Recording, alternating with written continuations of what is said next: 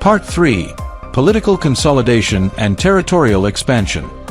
National Socialism's political strategies and territorial ambitions, implemented from 1919 to 1945, demonstrated a capacity to consolidate power and pursue national objectives, though strategic overreach revealed critical vulnerabilities. Adolf Hitler exploited the Weimar Republic's democratic weaknesses, transforming Germany's governance by centralizing authority and advancing territorial goals. Hitler joined the German Workers' Party in 1919, reshaping it into the National Socialist German Workers' Party by 1921. The failed beer hall putsch of 1923, though unsuccessful, elevated his prominence, enabling him to articulate a vision of national resurgence in Mein Kampf during his imprisonment. The Great Depression, with unemployment reaching 6 million by 1932, fueled public discontent, propelling the Nazi Party's vote from 2.6% in 1928 to 37.3% in 1932 through paramilitary intimidation and propaganda led by Joseph Goebbels. Appointed Chancellor on January 30, 1933, Hitler swiftly dismantled democratic institutions, leveraging the Reichstag fire decree of February 1933 to suspend civil liberties and the Enabling Act of March 1933 to enact laws without Reichstag approval.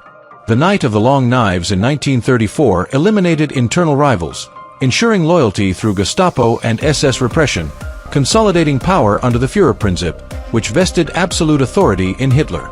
The Lebensraum doctrine, central to National Socialism, drove territorial expansion to reclaim historically German regions and secure eastern territories for resources and settlement.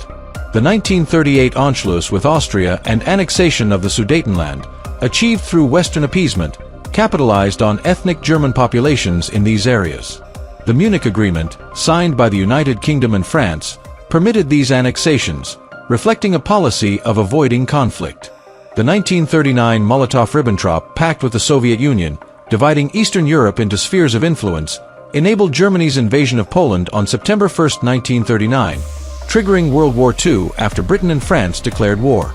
The 1941 invasion of the Soviet Union, codenamed Operation Barbarossa, and Germany's declaration of war on the United States following Japan's Pearl Harbor attack in December 1941, overextended German resources across multiple fronts. Campaigns in North Africa, supporting Italy's failing efforts from 1940 to 1943, ended in defeat at El Alamein in 1942, further straining capabilities.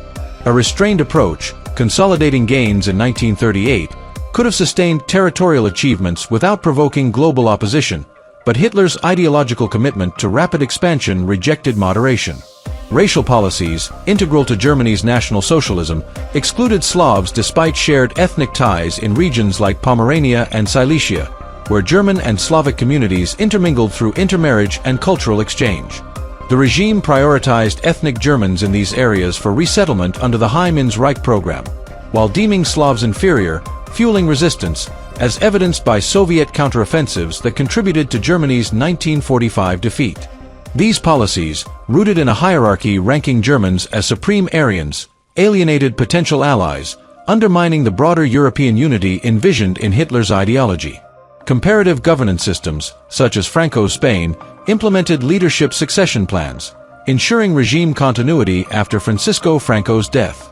Germany's National Socialism's reliance on Hitler's singular authority, without mechanisms for succession or institutional checks, exposed a structural flaw, as no figures like Hermann Göring or Heinrich Himmler held authority to challenge or succeed him.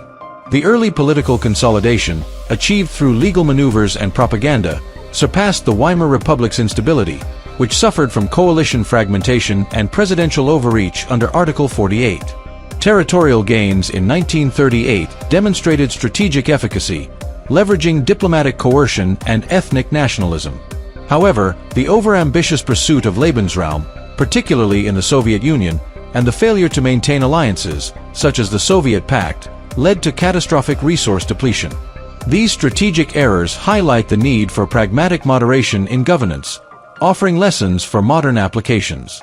Centralized power, as demonstrated by National Socialism's rapid consolidation, could address contemporary crises effectively if tempered with strategic restraint, ensuring stability without the risks of overextension. The ideology's ability to transform Germany from a fragmented state to a unified power affirms its governance potential, adaptable to modern contexts with adjustments to avoid historical failures.